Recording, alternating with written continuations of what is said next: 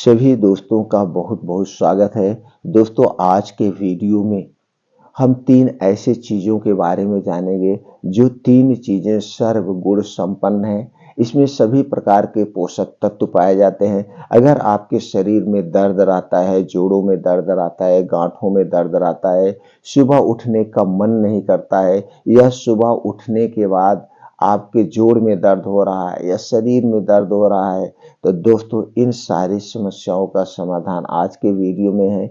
या आपको बार बार जुकाम हो जाता है, या आपको लगता है कि हमारी स्टेमिना पावर कम है, हमारे शरीर की शक्ति क्षीण होती जा रही है, या आपको गैस, कब्ज, एसिडिटी है, ऐसी कोई समस्या है, तो हर समस्या का समाधान इन तीन चीजों में छुपा हुआ है। ये तीन चीजें कौन सी हैं, इसमें कौन कौन से प्रोटीन्स, विटामिन पाए जाते हैं, या इन तीन चीजों के और क्या क्या फायदे हैं, और हम दोस्तों ये भी जानेंगे आयुर्वेद के अनुसार इसे हमें कब लेना है, कितनी मात्रा में लेना है, कैसे लेना है। इसलिए मित्रों, वीडियो को एंड तक देखिएगा। देखने के बाद आपसे कुछ ऐसे विचार शेयर करेंगे, जिसे दोस्तों विचार को सुन करके आप अपने शरीर को स्वस्थ व निरोग रख सकते हैं पूरी जिंदगी, और कोई बीमारी होगी नहीं। बीमारी जो होगी वो आपका शरीर खुद उसे ठीक कर लेगा। तो चलिए दोस्तों, पहले उन तीन चीजों के बारे में जानते हैं, उसमें क्या क्या पाया जाता है, फिर जानते हैं उसके फायदे के बारे में, और फिर जानेंगे दोस्तों इसे उपयोग करने का तरीका। तो दोस्तों, इसमें से पहली चीज है वो है शहद। शहद में दोस्तों carbohydrate, protein, vitamin A, vitamin B, vitamin C, vitamin B two, vitamin B6, vitamin B12, zinc, copper, iron, magnesium, calcium, phosphorus, potassium, sodium, antioxidant जैसे तत्व पाए जाते हैं। और मित्रों, आप जानते हैं हमारा शरीर किससे बना हुआ है, इन्हीं तत्वों से बना हुआ है। जब हमारे शरीर में किसी भी प्रोटीन, विटामिन की कमी होती है, तो उस प्रोटीन, विटामिन की कमी की वजह से हमारे शरीर में उससे संबंधित बीमारियां होती हैं।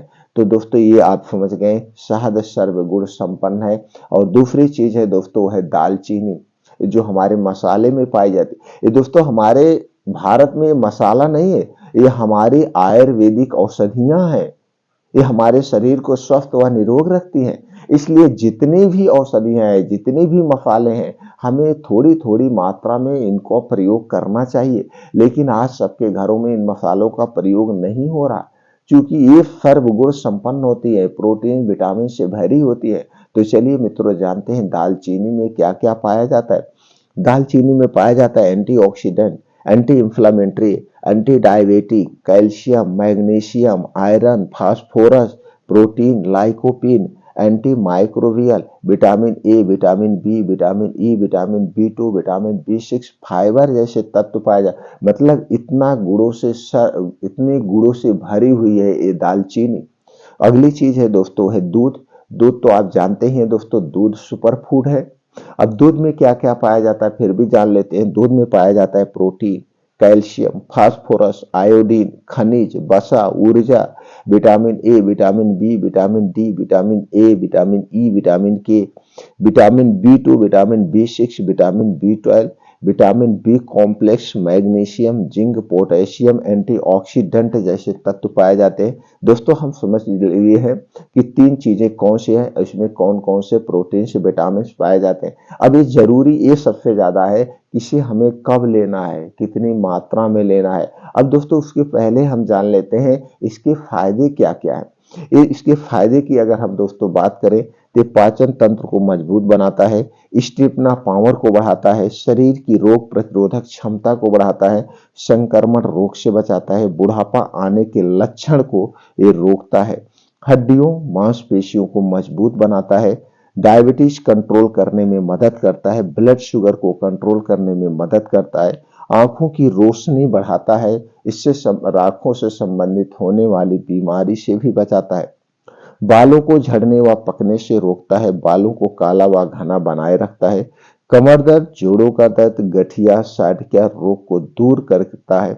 उसके साथ साथ कोलेस्ट्रॉल को दोस्तों कंट्रोल करने में मदद करता है। और इसके बाद है पिंपल्स की समस्या से छुटकारा दिलाता है, सर्दी, खांसी, जुकाम से राहत दिलाता है, वायरल इन्फेक्शन से बचाता है, गैस, कब्ज, एसिडिटी से राहत दिलाता है। ऐसे दोस्तों छोटे मोटे बहुत सारे फायदे हैं जो हमारे शरीर में वात, पित्त, कफ पाया जाता है उसे बैलेंस रखता है। इतने सारे फायदे हैं इन तीनों चीजों को, लेकिन सबसे ज्यादा जरूरी है हमें कैसे प्रयोग करना है, कब प्रयोग करना है। तो दोस्तों आपको लेना है सबसे पहले शहद। लेकिन दोस्तों शहद जो है आपको अच्छी क्वालिटी का चाहिए, शहद अच्छी वाली चाहिए। आज मार्केट में जितने भी शहद मिल रही हैं हमारे अपने हिसाब से कोई अच्छी क्वालिटी नहीं मिल रही है। अभी हमने दोस्तों एक सबसे नंबर 1 ब्रांड का शहद लाया था। उस शहद को खोल के यूज करने में, उसके बाद जब वो 10-12 दिन के बाद उसमें पता चला नीचे चीनी बैठ गई, वो सफेद हो गया, वो दोस्तों सफेद हो गया।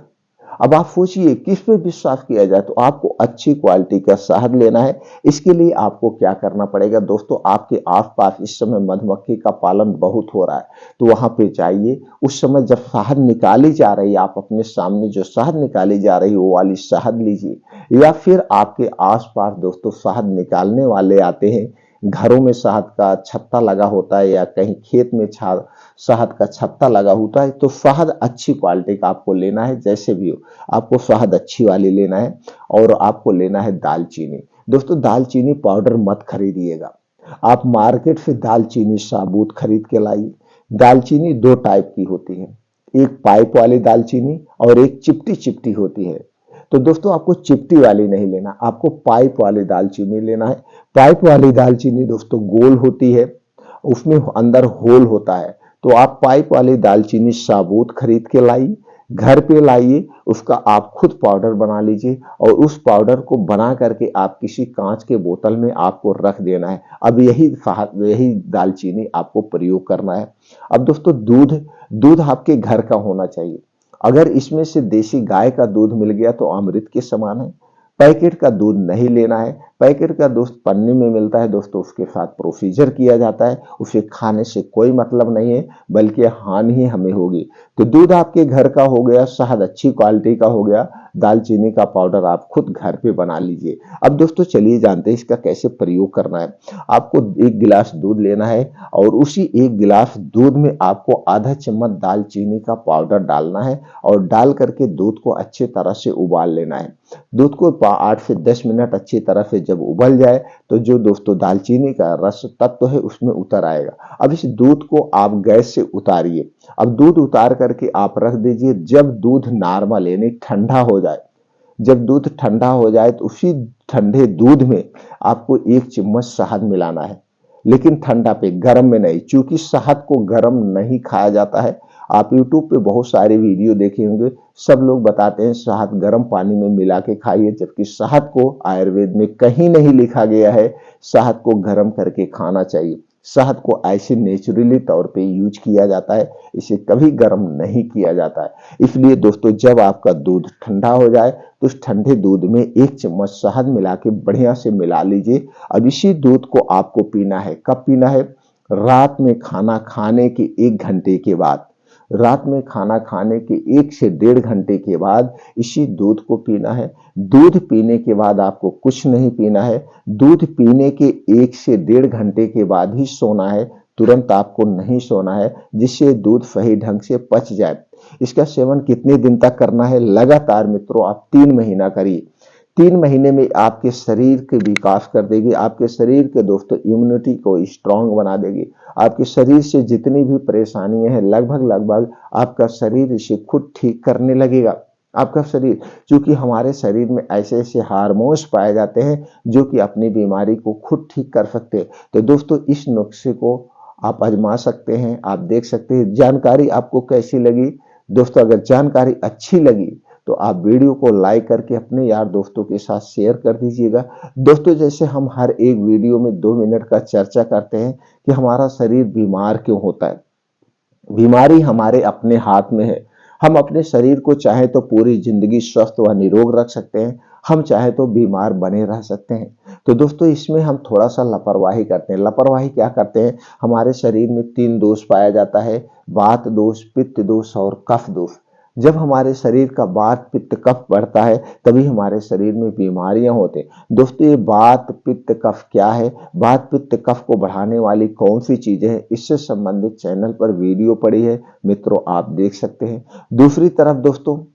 दूसरी तरफ हमारा शरीर कैसे बीमार होता है, जब हमारे शरीर में पोषक तत्वों की कमी होती है। तो पोषक तत्वों की कमी ना हो इसके लिए अपने डेली रूटीन में दोस्तों मौसम के हिसाब से हरी साग सब्जियों का सेवन करिए, मौसम के हिसाब से ताजे फलों का सेवन करिए, कुछ ड्राई फ्रूट का सेवन करिए, कुछ बीन्स है रात में भिगो करके इन्हें सुबह खाइए। इससे भी संबंधित आपको चैनल पर बहुत सारी वीडियो मिल जाएगी। और जो सबसे बढ़िया चीज है दोस्तों जिसे आपको डेली रूटीन में अपनाना है, ये हमारा शरीर है।